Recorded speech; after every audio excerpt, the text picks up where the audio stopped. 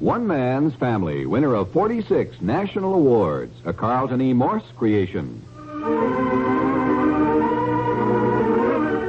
One Man's Family, now in its 26th year, is dedicated to the mothers and fathers of the younger generation and to their bewildering offspring. In 60 seconds, we'll hear Chapter 38, Book 129 of the Barbour family saga. But first, hear this. This message on Asian flu comes as a special service from the makers of Anacin. No medicine can cure influenza, and only your doctor can determine whether you have it. But there are certain symptoms to warn you. If you have a fever, headache, sniffles, and general achy, knocked-out feeling, call your doctor and stay in bed until he gets there. In the meantime, to help relieve these symptoms promptly, start taking Anacin tablets. You see, Anacin reduces fever faster and more effectively than aspirin. Yes, Anacin is far more effective to break up a fever. What's more, Anacin gives better total effect in relieving pain than aspirin or aspirin with buffering added. This is because Anacin not only relieves pain, but also helps relieve nervous tension, depression, and leaves the patient comfortably relaxed.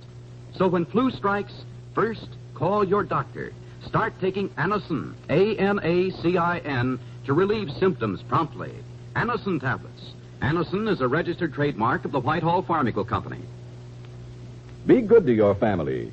Start dinner tonight with Campbell's tempting chicken noodle soup.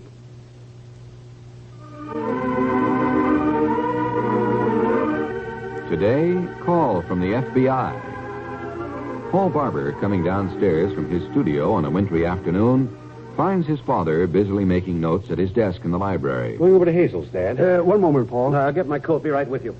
Looks cold out there today. I'm handling Pinky's telephone calls. An agent from the FBI has been trying to get hold of Pinky for several days now. The boy moves too fast. They can't pin him down. What are you going to say? I'm going over to Hazel's. I had a call from the CAA just now. They've located Duckworth's plane. He's okay. Just failed to report in. Careless of him. Paul, have you a moment? Sure. I was visiting the great-grandchildren this morning, and Zephyrin took me aside to say that Joan is staying home too much. Pardon? No dates. That young air freight pilot... Bruce Conrad? Was that his name? Oh, yes, that's it. Zephyrin tells me he stopped calling her abruptly. I didn't know that. Paul? In the library, Mom. He's on his way over to Hazel's. Well, Henry, I thought you were at Jones. They came home. What were you going to say? Well, Penelope says she's moving back home this evening. I hate to have her over there alone, Paul. Claudia and Nicholas aren't due back until the end of the month. Where's Mrs. McCullough? Still in Vancouver. Penelope wrote her there was no need for her to come back for another week or so. You want me to persuade Penelope to stay? It might be more effective if you'd speak to her. She seems to listen to you. Sometimes. What were you saying, Henry? Nothing. Not a word. Nevertheless, there's something on your mind. At the risk of being accused of hearing too much, I may tell you that Penelope carries on guarded telephone conversations, makes dates for dinner and theater with a young man who never calls for a here at this house. It's probably because she works downtown, Dad, and it's more convenient to meet people in the city. Quite so. I didn't mean to delay you like this, Paul. Oh, that's all right, Mom. Expect Penny home this evening? No, she said not to count on her for dinner. I presume that means she's moving out tonight. I wish you'd see what you can do. Okay, but she's a big girl now. Make her understand that her being here isn't an inconvenience. We love to have young people around. Okay, Mom. I'll be at Hazel's if anybody wants me. Yes. Doing a little mental arithmetic. 2 and 2 still make 4.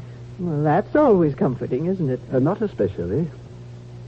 Remember the night Penelope all but invited herself to that dinner of Paul's? Henry, you're always coming up with things I never heard of. It was a dinner at the St. Francis Hotel, International Air Freight Company dinner. Paul planned to go alone. All the others had wives or girlfriends. Penelope said she had an evening dress. Yes. Actually, what she said was, have evening dress, we'll travel. Well, that's all very interesting, Henry, but I don't know where it's leading. Why can't I remember that young man's name? Air freight pilot. Paul and I were just speaking of him. Bruce Conrad? Yes, Bruce Conrad. Yes. He had been seeing a lot of Joan up to then, but he was at the dinner. And I've been wondering... He stopped calling Joan about that time, and Penelope began to make dates to meet someone away from home. Henry? It wouldn't be the first time. I think you need more work to do. Here, hold this yarn for me. You have a lively imagination. Do you suppose you could have been a novelist, too, if you'd tried? Very funny. Maybe it isn't too late to try. Hello. May I come in and get warm? Hazel. Oh, you just missed Paul. He left here a few minutes ago, headed for your house. Oh, that's too bad. He has some good news, however. Ducksworth's plane has been located. The man is all right. Yes, I know. I had a letter from Dan. Excuse me. I'll go back to the house. There's something very important I want to discuss with Paul. See you later. Yes. Hello. Goodbye. See you later. See you. Someday I'm going to make a song of that, Fanny. Whistle me a tune.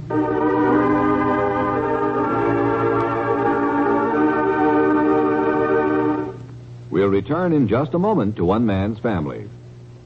Stand back, friend. We're going to blast. You're going to blast what? Swift has found a new way to make all sweet margarine. Oh? And we're going to announce it with a blast of dynamite. Boom! And then we say, folks, this is dynamite. Oh, my. New All Sweet is now made with the natural flavor formula for the most delicate natural flavor ever in the margarine. That's it, New All Sweet is now made with the natural flavor formula. Yeah. Why not just say that? New All Sweet is now made with the natural flavor formula for the most delicate natural flavor ever in a margarine. It won't work. Clifford, you don't have to blast women with dynamite. Talk quietly to them. Well... Just say New All Sweet is now made with the natural flavor formula for the most delicate natural flavor ever. Oh. And right now, Swift will pay them 15 cents to try New All Sweet. Details are on the package at their grocer's. What'll we do with all this dynamite?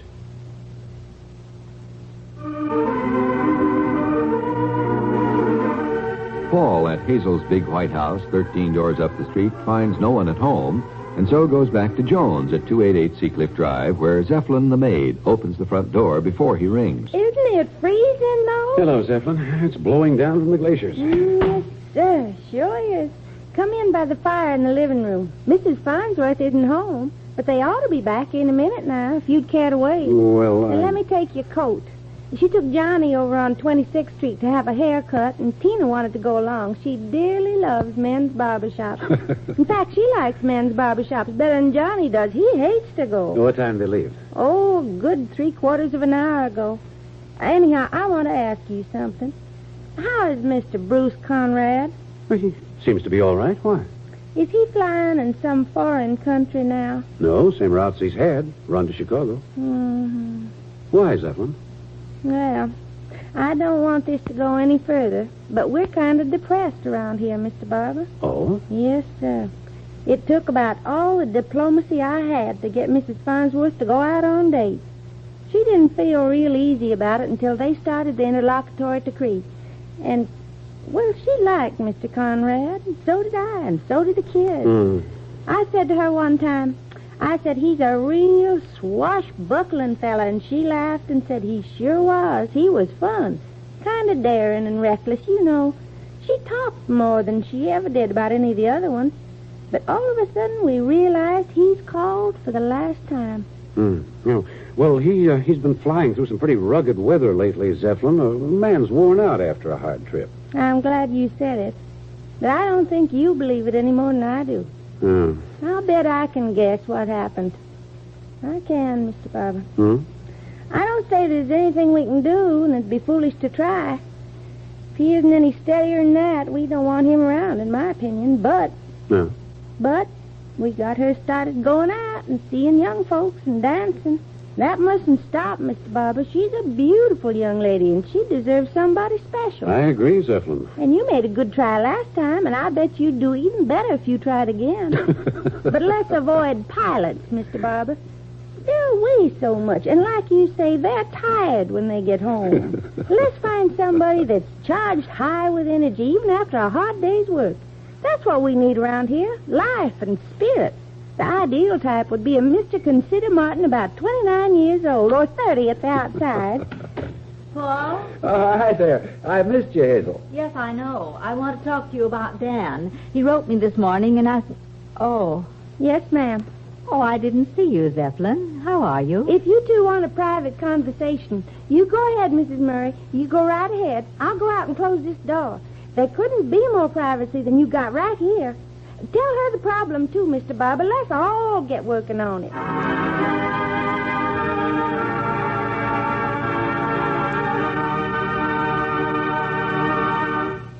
More of the Barbours in just a moment. Once upon a time, in a very large city, there lived a clarinet. One morning, the clarinet woke up feeling very, very low. He was just not himself. The clarinet was very concerned about his irregularity because that night he was making his debut at the concert hall. Suddenly, the clarinet heard a knock at the door. It was his friend Phil the flute. When Phil heard of his friend's trouble, he gave him very sound advice.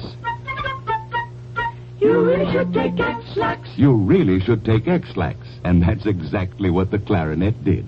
That night at the concert, the clarinet played like never before because he felt just great. The moral of the story is simply this. When you need a laxative, you can depend on X-Lax. You can depend on X-Lax. Paul, returning to the family home an hour later, finds Father Barbour hanging up the receiver in the library. I will, thank you. I'll tell him. I'll make a note of it. Oh, Paul. Hazel turned up here. Yeah, I know. I finally saw her over at Jones. See? Oh, everything all right? Fine. Yes, yes. Did you see Jones? Yes, for a minute. Johnny's had a haircut. He looks very sleek and smells of violets. Little boy hates Barbours, though. I never have found out why. Don't forget what you were going to do. You hung up the phone, said you were going to make a note. Oh, yes, it's that FBI man again. He gave me another number. He wants Picky to call. Oh, by George, Paul, it was an Olympic exchange, but the numerals have slipped my mind. That's too bad. He's going to think Picky's trying to avoid him. One Man's Family, which comes to you Monday through Friday, is written by Harlan Ware and directed by Carlton E. Morse. In Chapter 39, Book 129, Penelope makes a decision. Frank Barton speaking. One Man's Family, winner of 46 national awards, now in its 26th year, is a Carlton E. Morse production and comes to you from California. Madeline Carroll stars next in The Affairs of Dr. Gentry, as our 2 hours of drama in the afternoon continues over most of these stations.